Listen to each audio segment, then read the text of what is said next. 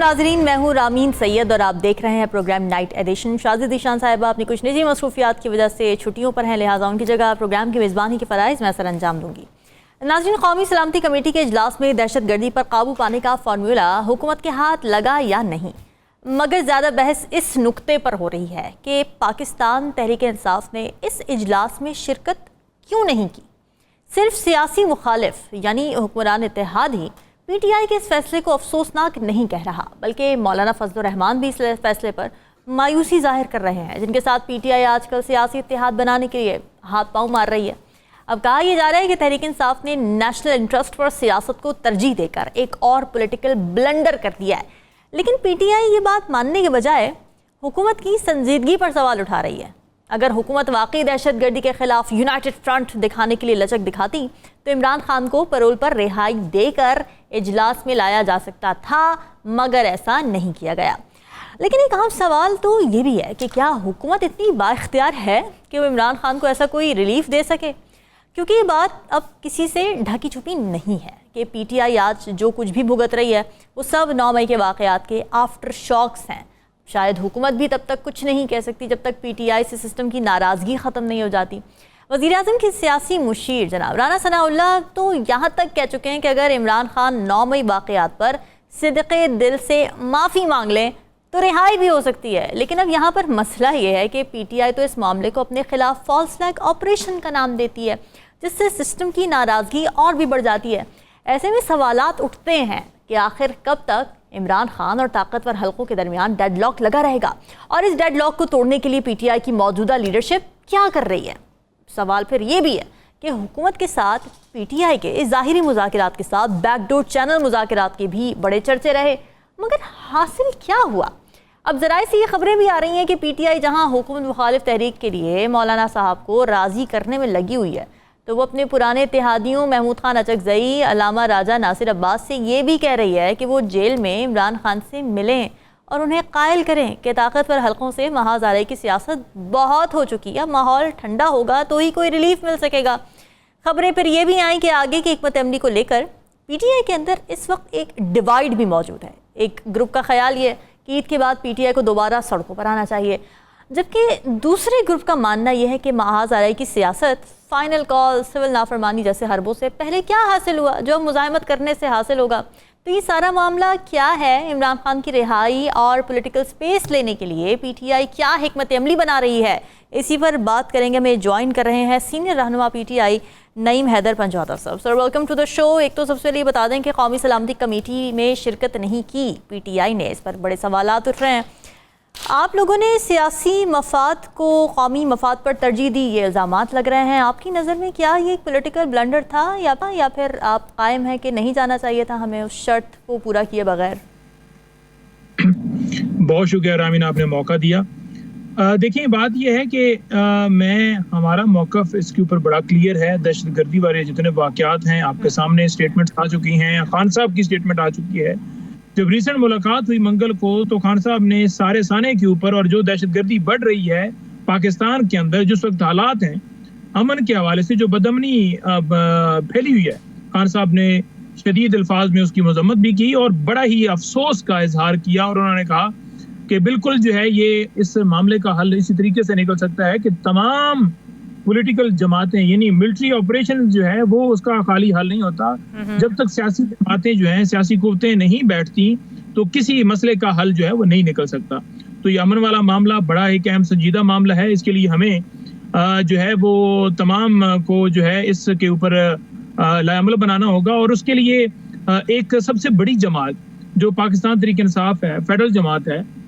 जिसकी नुमाइंदगी चारों सूबों में है, JKGB में है, उसके सरबराह को आप नहीं बुलाते तो ये आपकी सीरियसनेस शो करा रही है कि कितने आप गैर संजीदा हैं, कितने आप सीरियस नहीं हैं, कितने आप इसमें चाहते थे कि इस मामले का हल निकले, इन मसाइल का हल निकले। अगर आप पटियाला जेल का दरवाज़ा 9 बजे खुलवा सकते हैं, हेलीकॉप्टर भिजवा सकते हैं, अगर आप एक सिर्फ जलसा मुलतवी करने के लिए या एहतजाज को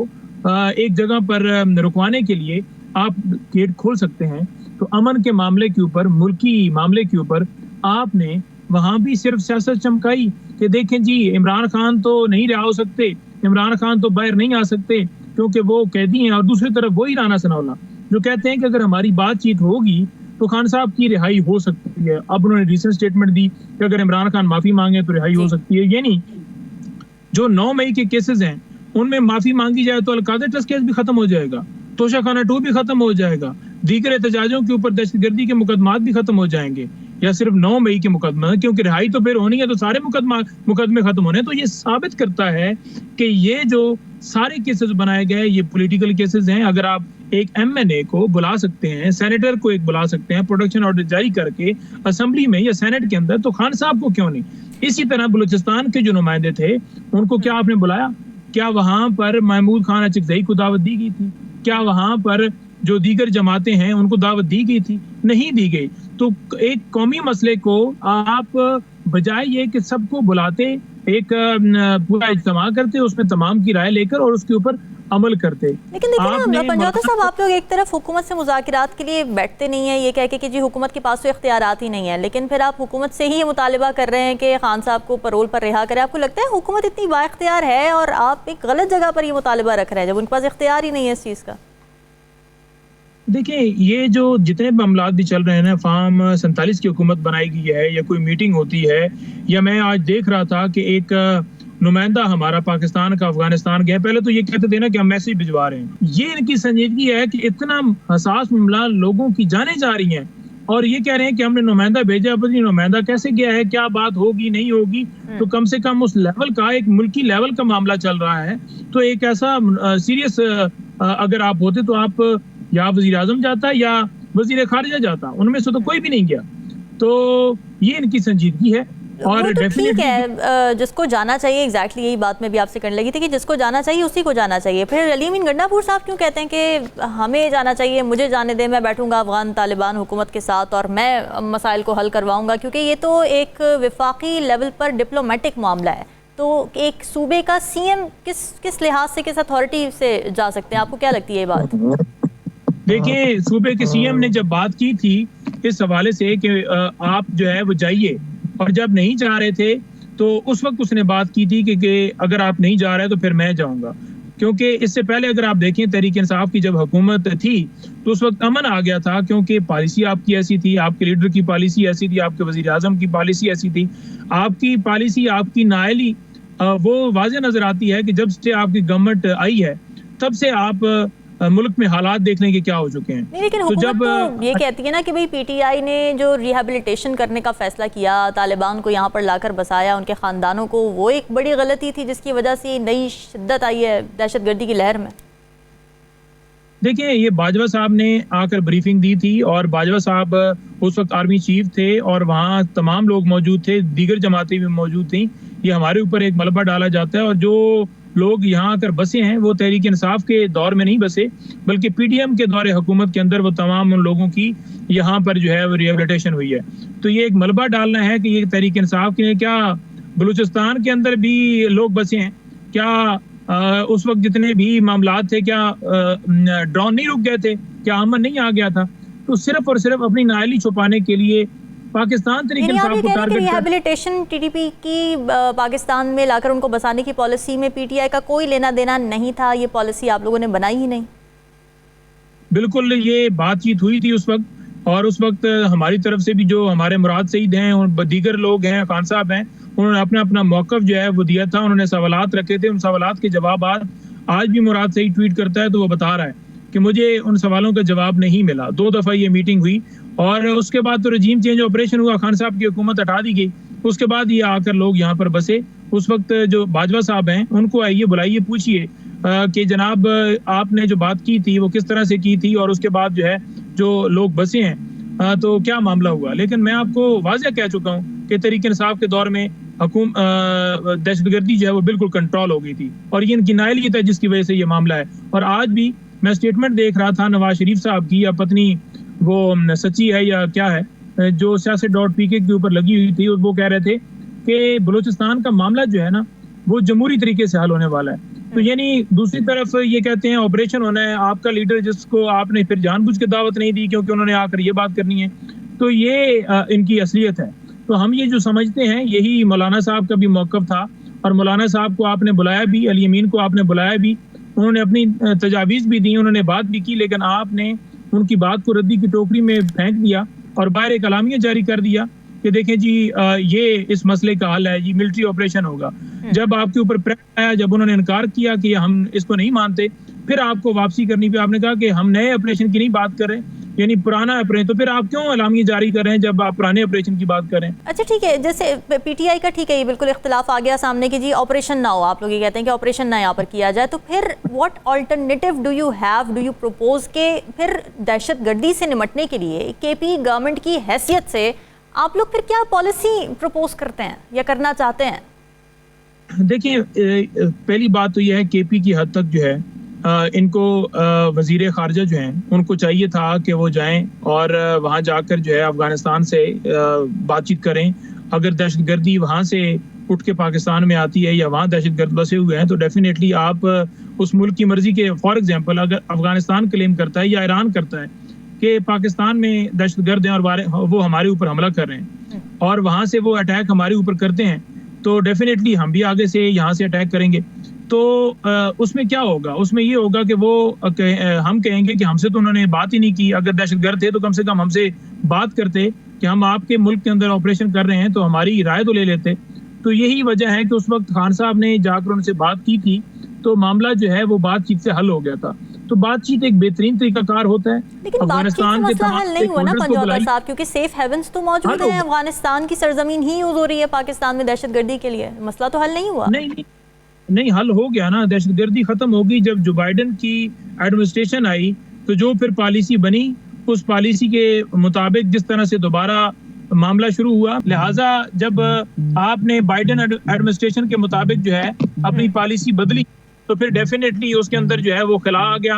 اور وہ چیزیں دوبارہ جو ہے اس طرح سے سٹارٹ ہو گئیں. تو لہٰذا ابھی بھی ہم یہ کہہ رہے ہیں کہ مسئلے کا حل جو طریقہ کار ہے اس طریقے سے کیجئے تاکہ یہ ملک جو ہے اس میں امن قائم ہو, یہ پاکستان کے جو شہری ہیں عوام ہیں ان کو سکون حاصل ہو. اچھا, اس خبر کی تصدیق کریں کہ کیا اب پی ٹی آئی کے اندر یہ خیال پایا جا رہا ہے کہ ہمیں تھوڑا سا بیک فٹ پر آنے کی ضرورت ہے, ماحول کو تھوڑا ٹھنڈا کرنے کی ضرورت ہے, اور اس کے لیے آپ لوگوں نے مختلف آپشنز غور کر رہے ہیں, مختلف اتحادیوں سے بھی بات کی جا رہی ہے, مجلس وحدت المسلمین یا پھر باقی اے پی ایم اے پی کے حوالے سے بھی ہم دیکھ رہے تھے کہ ان کو کیا یہ ٹاسک دیا گیا ہے کہ بھئی خان صاحب سے ملیں اور ان کو بتائیں, تھوڑا سا ماحول کو ٹھنڈا کریں. ایسا کچھ چل رہا ہے پارٹی میں اس وقت؟ دیکھیں میری اطلاع تو ایسی نہیں ہے کہ کوئی ایسی بات جو ہے وہ کی گئی ہے کہ ان کو وہ کہیں جا کر کہ وہ ٹھنڈا ہو جائیں. مسئلہ یہ ہے کہ میرے سے پچھلے پروگرام کے اندر بھی ایک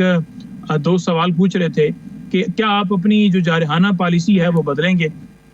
تو میں نے کہا جی کہ میرے بھائی کو قتل کر دیا جائے اور میں اس پہ بیان دوں کہ میرے بھائی کو کیوں قتل کیا گیا ہے, مجھے انصاف چاہیے. تو اگر آپ اسے انصاف لینے کو جارحانہ پالیسی کہتے ہیں تو میرا خیال میں پھر اللہ ہی حافظ ہے آپ کا. آپ کو یہ چاہیے کہ آپ یہ بات کریے کہ تمام ادارے اپنی آئینی حدود کے اندر ہیں, جو تمام ادارے جارحانہ پالیسی اختیار کی ہوئی ہیں پاکستان کی عوام کے خلاف اس کو روکیں. جو انصاف آج پاکستان کے اندر اویلیبل ہی نہیں ہے, ججز آج انصاف کے لیے ترس رہے ہیں کہ ہمیں انصاف دیا جائے. آج ہر مکاتب فکر چاہے صحافی ہو, ڈاکٹر, انجینئر ہو, عام شہری ہو, وہ انصاف کے لیے ترس رہے ہیں. سیاسی کارکنان کو جیلوں میں ڈالا ہوا, ابھی بھی 800 سے زیادہ لوگ جو ہیں وہ پنڈی میں گرفتار ہیں, ان مختلف جیلوں کے اندر پڑے ہوئے ہیں, اور اگر ایک مقدمے میں رہا ہوتے ہیں تو دوسرے میں اٹھا لیا جاتا ہے. اسی طرح سے پورے پاکستان کے اندر جیسے پیکا لاء لے کر آئے, جیسے 26ویں ترمیم کی گئی, جیسے چیف الیکشن کمیشنر مدت پوری ہونے کے باوجود نہیں نئے چیف لگ رہے, جیسے مقررہ وقت کے اندر الیکشن ہی کرائے گئے, جیسے گولی چلائی گئی, جیسے لوگوں کو اغوا کیا گیا. تو یہ جارحانہ پالیسی ہے, اس کو بدلنے کی ضرورت ہے. وہ ٹھیک ہے, جب آپ یہ لیکن دیکھیں نا پارٹی کے اندر ہی, پی ٹی آئی کے اندر ہی دو ہمیں دھڑے بندی نظر آتی ہے. ابھی نیشنل سیکیورٹی کاؤنسل کی جو میٹنگ تھی اس کے اندر بھی ہم نے دیکھا کہ بیرسٹر گوہر کہہ رہے تھے کہ ہمیں جانا چاہیے, لیکن دوسری طرف عمر ایوب نے کہہ دیا کہ نہیں, ہم نے تو نہیں جانا. تو اس حوالے سے تو پھر ہمیں ایک واضح ڈیوائڈ نظر آ رہی ہے. ایک گروپ مفاہمت کی بات کرنا چاہ رہا ہے, ایک گروپ مزاحمت کی بات کرنا چاہ رہا ہے. دیکھیں جو جانے کا معاملہ تھا نا وہ بھی اس سینیریو کے اندر ہوا تھا کہ ہم جاتے ہیں اور وہاں پر اپنا جو ہے نا موقف ریکارڈ کراتے ہیں, اور اس میں بڑا واضح نقطہ تھا کہ ہم کسی آپریشن کے حامی نہیں ہیں, اور جو خان صاحب کی لائنز ہیں, جو ان کی گائیڈ لائنز ہیں, اس کے مطابق ہی ہم جائیں گے, کیونکہ یہ ملاقات نہیں کروا رہے تھے تو ملکی معاملہ ہے تو اس میں ہمیں جا کر اپنا موقف ریکارڈ کرانا چاہیے. لیکن جب دوبارہ میٹنگ ہوئی تو اس کے اندر یہ بات طے ہوئی کہ اگر ہم جائیں گے اور خان صاحب کی بھی ان سے بھی ملاقات نہیں ہوئی اور یہ اندر سے ہم نکلیں گے تو اعلامیہ جاری کر دیں گے. جیسا کہ علی امین تو موجود تھے نا, وہ پی ٹی آئی کے ہی وہاں چیف منسٹر ہے نا, تو وہ وہاں پر موجود تھے, وہاں پر جے یو آئی کے رہنما موجود تھے مولانا صاحب. تو آپ نے دیکھا کہ کیا ان کی بات کوئی مانی گئی ہے؟ انہوں نے باہر آ کے کیا بات کی؟ اس کے باوجود اپنی مرضی سے اعلامیہ, تو یہ 14 لوگ بھی بیٹھے ہوتے تو وہ میٹنگ کو لیجیٹیمیٹ قرار دے کے کہ 14 یہ بھی آگے, انہوں نے تو اندر آ کے رائے دے دی ہے. اور پھر اگر آپ نے اعلامیہ وہ یک طرفہ ہی نکالنا ہے تو پھر اس کے اندر بیٹھنے کا کوئی نہیں ہے, بلکہ اب تمام جماعتوں کو بلاتے ہیں. بلوچستان یک طرفہ بن گیا نا جب آپ لوگوں نے اس طرح سے شمولیت اختیار نہیں کی. آپ لوگ شمولیت تو اختیار کرتے ہیں. آپ کو لگتا ہے کہ خان صاحب سے ملاقات نہ ہونا اتنا بڑا ایشو تھا کہ اس پر اب نیشنل سیکیورٹی کمیٹی کی میٹنگ میں نہ جاتا, پرووائڈڈ دا فیکٹ کہ اس وقت دہشت گردی کی جو سچویشن ہے؟ دیکھیں, اگر خان صاحب اس کے اندر ہوتے, باقی نمائندے بلوچستان کے اندر ہوتے, تو وہ فیصلہ جو ہوتا اس فیصلے کے پیچھے قوم کھڑی ہوتی. اب تو معاملہ یہ ہے کہ قوم تو نہیں کھڑی نا انفام 47 والوں کے پیچھے, یہ تو تمام اپنے حلقے بھی آ رہے ہیں. ان کی فیملی کے لوگوں نے عمران خان کے نمائندوں کو ووٹ دیے ہیں, تو قوم کیسے ان کے پیچھے کھڑی ہو جاتی؟ تو قوم کھڑی ہے عمران خان کے پیچھے. عمران خان ہے سیاسی قیدی, ان کو رہا کر کے پے رول پر لانا چاہیے تھا, کیونکہ یہ ملکی معاملہ تھا. اگر نواز شریف کو جو جیل سے گئے لندن اور لندن بیٹھے ہوئے ضمانت اسلام آباد ہائی کورٹ مل جاتی ہے اور انہیں سرنڈر بھی نہیں کرنا پڑتا, یعنی جیل بھی نہیں جانا پڑتا, یہ یوں حساب ہے نا. مثال کے طور پر عمران خان جیل میں اسلام آباد ہائی کورٹ میں میرے ذریعے ایک بیل دائر ہو, اس بیل کے اوپر عمران خان کو لے کر کسی جگہ پر لندن لے کر چلے جائیں, یہ ایسا معاملہ ہے. تو ایسے کیا ہو سکتا ہے؟ اگر وہاں ہو سکتا ہے اس کو کلین چٹ دینے کے لیے کہ آپ آئیے اور مسئلہ سنبھالیے اور آپ کو کوالیفائی بھی کیا جائے گا, آپ لندن ایگریمنٹ کے تحت یہ سارا معاملہ جو کیا ہے اس پر یہ ہے, تو کیا اس سارے معاملے کے اوپر جہاں ملکی سلامتی کا معاملہ تھا آپ پے رول پر نہیں لا سکتے تھے؟ آپ ان کو لانے کے اندر آپ کو کیا ہرڈل ہوئی؟ صرف آپ اپنی تصویر سے ڈرتے تھے, آپ سیریس نہیں تھے نا کہ وہ آئیں اور اس معاملے کا حل نکلے. کیونکہ آپ سیریس ہوتے تو آپ کوئی ایسا عمل کرتے. یعنی مفاہمت کی طرف ابھی پارٹی نہیں جانا چاہ رہی, سڑکوں پر آ رہی ہے عید کے بعد پی ٹی آئی, اور اتحاد کی کیا سچویشن ہے اس وقت؟ بالکل جی, اتحاد کے ساتھ ہماری جو ہے وہ بات چیت آپ کے سامنے ہے کہ خان صاحب کا موقف تھا کہ تمام جماعتوں کو جو رول آف لا, آئین اور قانون کی بالادستی کے لیے بات کریں, ان کو جو ہے بالکل آن بورڈ لیجئے. اور ہم تمام سے مشاورت کر رہے ہیں, مولانا صاحب کے ساتھ بھی ہماری انگیجمنٹ جاری ہے. جو ان کی طرف سے ان کے تحفظات ہوں گے جو وہ ریٹن میں دیں گے اس کو دور کیا جائے گا, اور انشاءاللہ تعالی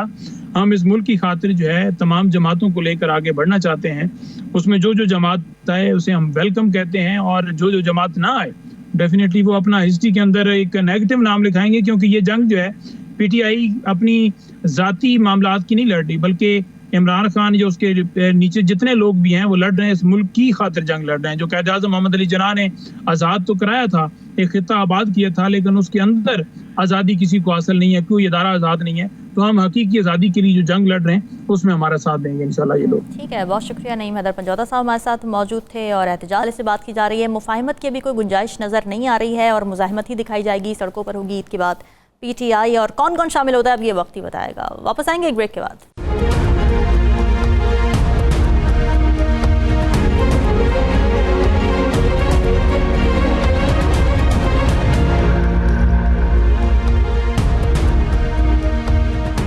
ویلکم بیک جی. 26ویں یعنی ترمیم منظور تو ہو گئی, لیکن جوڈیشری کے کچھ حلقے ابھی تک اسے ہضم نہیں کر پا رہے ہیں. ججز کی سینیورٹی لسٹ کے ایشو ابھی حل نہیں ہوئے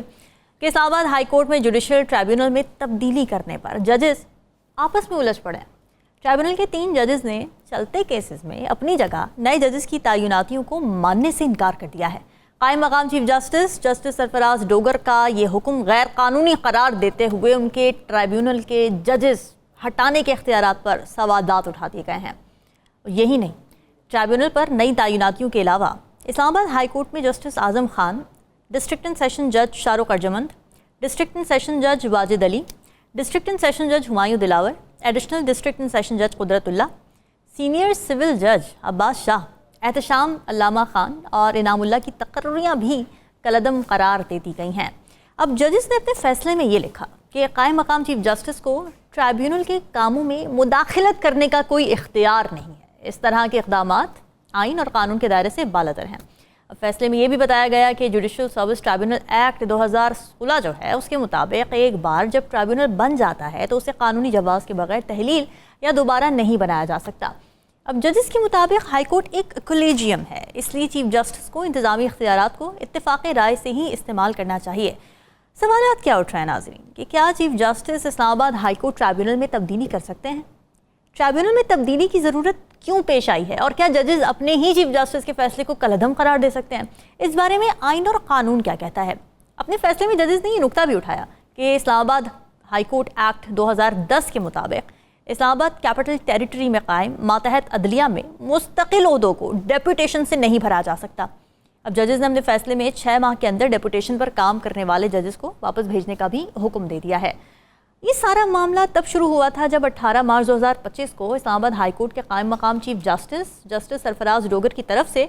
جوڈیشل ٹرائبیونلز میں نئے ججز لگانے کا نوٹیفیکیشن جاری کر دیا گیا تھا، لیکن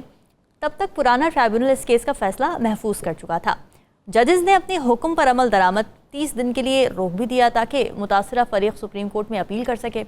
مگر سوال یہ ہے کہ کیا سپریم کورٹ اس فیصلے کو ریورس کر سکتی ہے؟ ان ججز کے اعتراضات کس حد تک درست ہیں؟ ناظرین، آپ کو یاد ہوگا کہ ان 3 ججز کا تعلق ان 5 ججز میں سے ہے جنہوں نے اسلام آباد ہائی کورٹ میں دوسری ہائی کورٹ سے ججز کے ٹرانسفر پر سوالات اٹھائے تھے۔ ان ججز نے تقرریوں کے خلاف چیف جسٹس، صدر مملکت اور 4 صوبائی ہائی کورٹس کے چیف جسٹس کو بھی ایک خط لکھا تھا۔ ان ججز نے سابقہ چیف جسٹس اسلام آباد ہائی کورٹ جسٹس عامر فاروق کو ریپرزنٹیشن بھی بھیجی تھی جسے مسترد کر دیا گیا تھا۔ تو یہ سارا معاملہ کیا ہے؟ کیا یہ کیس یہ ظاہر نہیں کرتا کہ عدلیہ کے اندر آج بھی ایک تقسیم موجود ہے؟ یہ انصاف کی جنگ ہے یا پھر اختیارات کی؟ اسی پر بات کر لیتے ہیں۔ ماہر قانون ہمارے ساتھ موجود ہیں، حافظ احسان احمد صاحب۔ سر، بہت شکریہ آپ کے وقت کا۔ اب 26ویں آئینی ترمیم سے متعلق ججز میں ہم دیکھ رہے ہیں کہ اختلافات ختم ابھی ہوئے نہیں تھے کہ اب جوڈیشل ٹرائبیونل میں ججز کو تبدیلی کو لے کر بھی کچھ اختلافات سامنے آ گئے ہیں۔ یہ جو ٹرائبیونل کو تبدیل کیا گیا یہ کتنا قانونی ہے؟ کیونکہ اس کو تو غیر قانونی کہہ رہے ہیں جو ٹرائبیونل ہٹایا گیا ہے اس کی طرف سے۔ بسم اللہ الرحمن الرحیم۔ 26ویں آئینی ترمیم جب سے آئی ہے 22 اکتوبر 2024 سے، اس وقت سے پاکستان کی اسپیشلی سپریم کورٹ اور ہائی کورٹس کے اندر آپ کو اس طرح کے ایونٹس جو ہیں وہ نظر آ رہے ہیں۔ کبھی آپ کو سپریم کورٹ کے اندر نظر آتا ہے کہ ان کے بردر ججز جو ہیں وہ اپنے ہی چیف جسٹس کے خلاف یا اپنے سے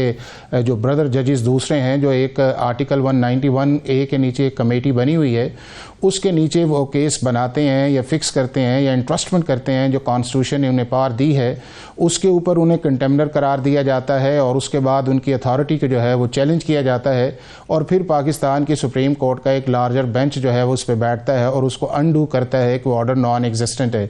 اس کے بعد یہ جو معاملہ آپ کے سامنے نظر آیا ہے، یہ معاملہ بنیادی طور پہ 26ویں آئینی ترمیم سے اس کا تعلق نہیں ہے۔ یہ وہ ایک پروسیس ہے جو آرٹیکل 200 کے نیچے پاکستان کے پریزیڈنٹ، پاکستان کے چیف جسٹسز جو تھے، جو ریلیونٹ تھے، چاہے اسلام آباد، لاہور اور اس کے بعد آپ کے پشاور یا جہاں جہاں سے ججز یہ آئے ہیں، ان کی کنسلٹیشن جو اس کے اندر انوالو تھی۔ اس کے بعد یہ ججز جب اسلام آباد ہائی کورٹ کے اندر آئے تو ایک سینیورٹی کا ایشو جو ہے وہ اس کے اندر آیا، اور دوسرا اس کے اندر یہ تھا کہ کیا آرٹیکل 200 کے نیچے جو ہے ججز کو اس طرح ٹرانسفر کیا جا سکتا ہے یا نہیں ہے۔ اور پھر اس کے بعد سچویشن آئی کہ جب آرٹیکل 196 کے اندر جو ہے، جب پہلے جو چیف جسٹس تھے، جب انہیں سپریم کورٹ کے اندر لے کے جایا گیا تو جسٹس ڈوگر کو جو ہے وہ ایکٹنگ چیف جسٹس جو ہے وہ پریزیڈنٹ آف پاکستان نے آرٹیکل 196 کے نیچے بنایا۔ تو اس دور سے جو ہے یہ کچھ چیزیں چل رہی ہیں۔ اس وقت جب آرٹیکل 200 والا معاملہ تھا تو ایک سینیورٹی یا ریپرزنٹیشن جو تھی وہ اس وقت کے چیف جسٹس کو فائل کی گئی، جو انہوں نے ریجیکٹ کی، اور معاملہ سپریم کورٹ آف پاکستان کے اندر ہے۔ اور اب جو چیز آپ کے سامنے آئی ہے اس میں آپ نے 2 دن پہلے دیکھا ہوگا کہ جب ایک کیس جو تھا، جو مختلف 26 کے قریب کیسز تھے اڈیالہ جیل سے متعلق تھے، ان کو جب چیف جسٹس نے ایک اپلیکیشن کے اوپر کنسالیڈیٹ کیا اور آپ نے دیکھا کہ پورے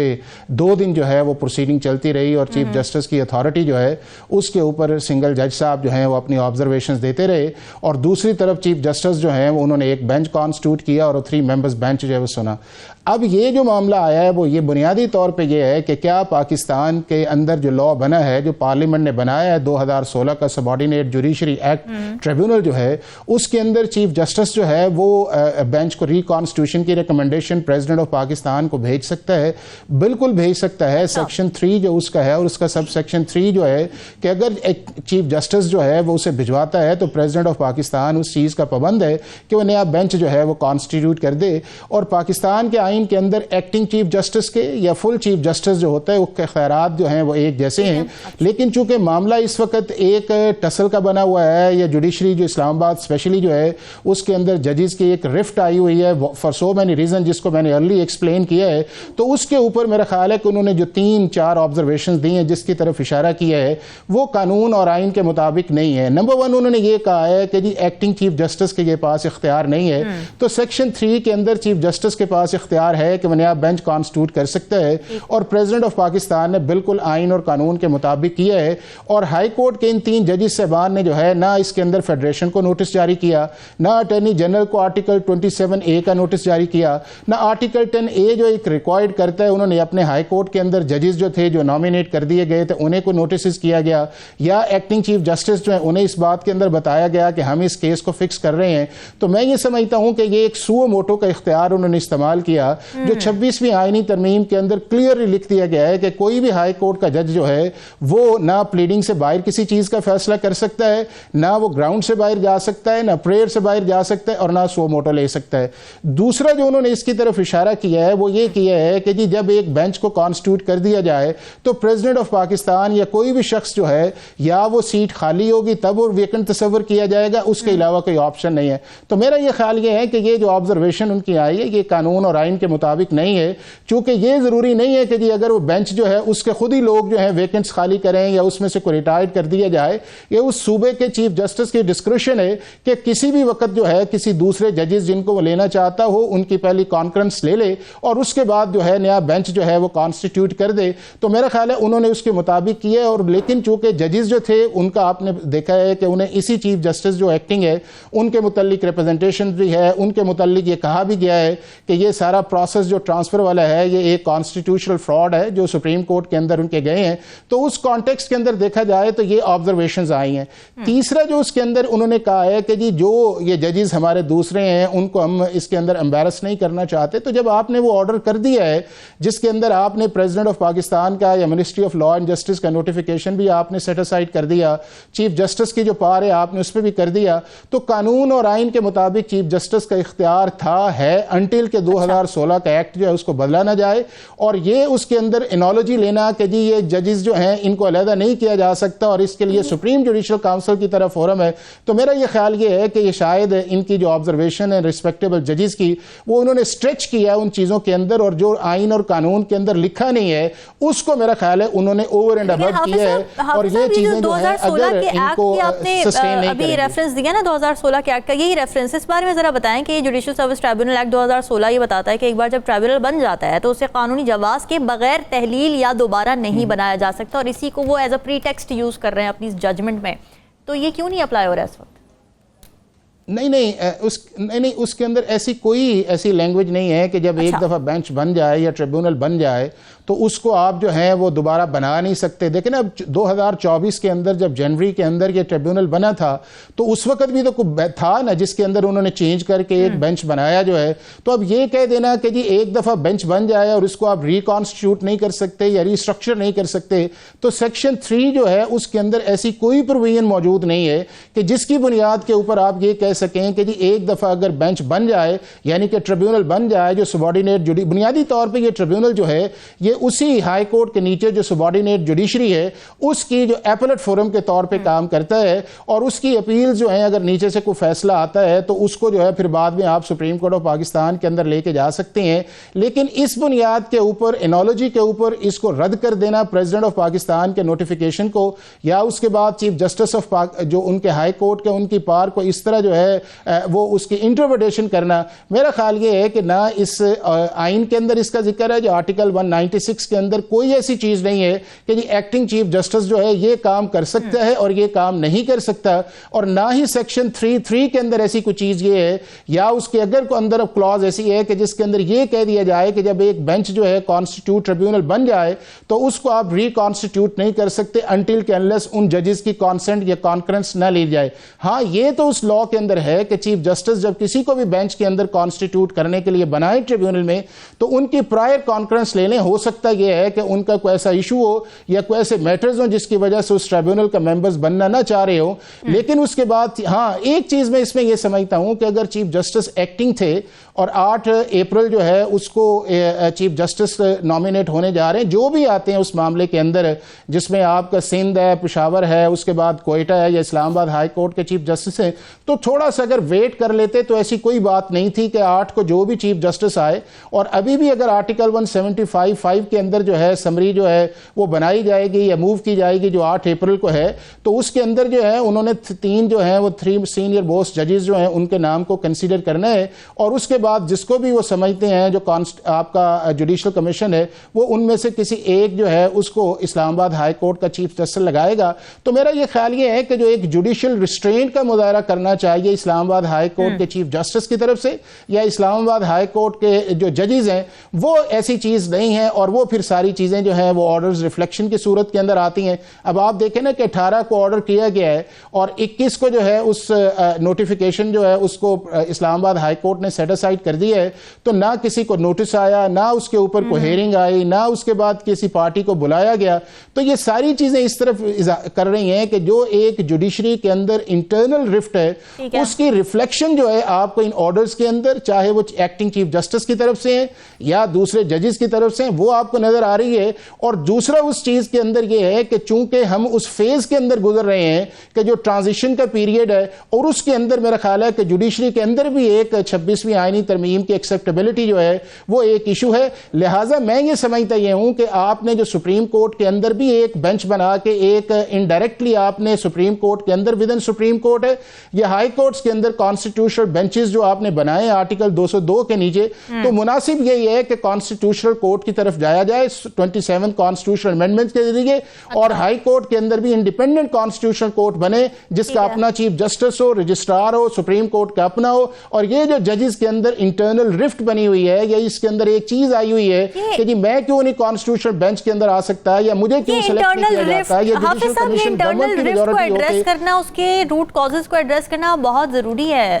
کیونکہ یہ بہت عرصے سے چلی آ رہی ہیں چیزیں and it is becoming quite toxic. تو آپ کو کیا لگتا ہے کہ یہ انٹرنل رفٹ کی بنیادی وجوہات اگر ہم 3-4 انگلیوں پر گن لیں، کیا لگتا ہے آپ کو؟ دیکھیں، ایک تو یہ ہے کہ اس انٹرنل رفٹ یا اس کو آپ جوڈیشل پالیٹکس کا نام دے دیں یا اس کو آپ انٹرنل ڈیفرنسز کا نام دے دیں، اس سے پاکستان کے اندر جو جوڈیشری ہے اس کی کریڈیبلٹی یا اس کے ٹرسٹ کے اوپر بھی ایک کوسچن مارک جو ہے وہ دن بدن کھڑا ہو رہا ہے۔ اب اس کی جس کی طرف آپ نے اشارہ کیا ہے، میں سمجھتا ہوں کہ 4 چیزیں اس کی بنیادی ہیں۔ ایک اس کے اندر بنیادی چیز یہ ہے کہ پاکستان کے اندر 26ویں آئینی ترمیم سے پہلے پاکستان کی جوڈیشری کا مائنڈ سیٹ کچھ اور تھا، اور 26ویں آئینی ترمیم کے بعد اس مائنڈ سیٹ کو جو بدلنا چاہیے تھا وہ نہیں بدلا گیا۔ دوسرا یہ ہے کہ جو چیف جسٹس افتخار محمد چودھری صاحب کی جوڈیشری کی ایک لیگیسی آئی ہے، وہ لیگیسی جو ہے اس کے اندر پھر یہ ہے کہ ایک فیورٹزم جو ہے وہ آیا ہے، جس کے اندر آپ نے اپنے ججز بھی لگائے ہیں ہائی کورٹ کے اندر، اپنے چیمبر سے اپنے ریلیٹیوز جو ہیں یا اس کے بعد جو ہے کہ جو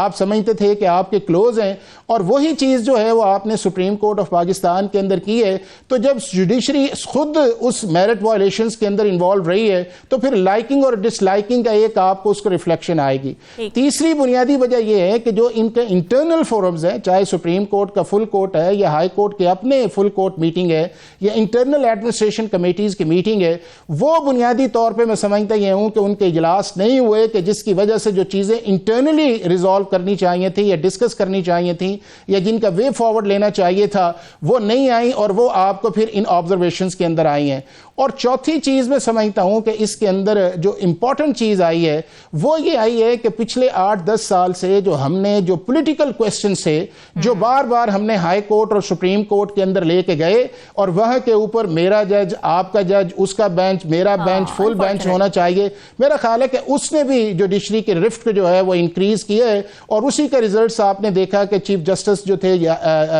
قاضی فائز عیسیٰ جو ہے ان کے ریفرنس کے اندر بھی آپ نے سپریم کورٹ کے اندر آپ نے دیکھا، اور اس کے بعد یہ اسلام آباد ہائی کورٹ کے ججز کے لیٹرز بھی آئے ہیں. تو یہ ساری چیزیں اس طرف اشارہ کرتی ہیں کہ جس کے اندر میں سمجھتا یہ ہوں کہ یہ ہمارے ریسپیکٹیبل ججز ہیں، یہ ہائی کورٹ یا سپریم کورٹ کی سپیریئر جوڈیشری ہے، ان کو اپنے ایشوز جو ہیں وہ انٹرنلی ریزالو کرنے چاہیے، اور اگر یہ سمجھتے ہیں کہ یہ ریزالو نہیں ہو سکتے یا ان کی اس چیز کے مطابق چیزیں نہیں چلتی جو ان کا کانشیس کہتا ہے، تو میرا خیال ہے کہ پھر ان کو کوئی اور فیصلہ کر لینا چاہیے. اس طرح روز جو ہے عدالتوں کے اندر آبزرویشنز دینا یا ایک دوسرے کے اندر خلاف آرڈر پاس کرنا، وہ پاکستان کی جوڈیشری کے لیے یا پاکستان کے جوڈیشل سسٹم کے لیے مناسب نہیں ہے. ایبسولوٹلی. حافظ احسان احمد ماہر قانون ہمارے ساتھ موجود ہے. سر بہت شکریہ آپ کے وقت. یہی انہوں نے کہا کہ بالکل پورا حق ہوتا ہے چاہے چیف جسٹس قائم مقامی کیوں نہ ہو کہ وہ ٹرائبونل کبھی بھی چینج کر سکتا ہے، اور یہ لیگل سے زیادہ ایک انٹرنل رفٹ کا ایشو ہے. پروگرام سے اب تک کے لیے اتنا ہی. مجھے دیجیے اجازت. اللہ حافظ.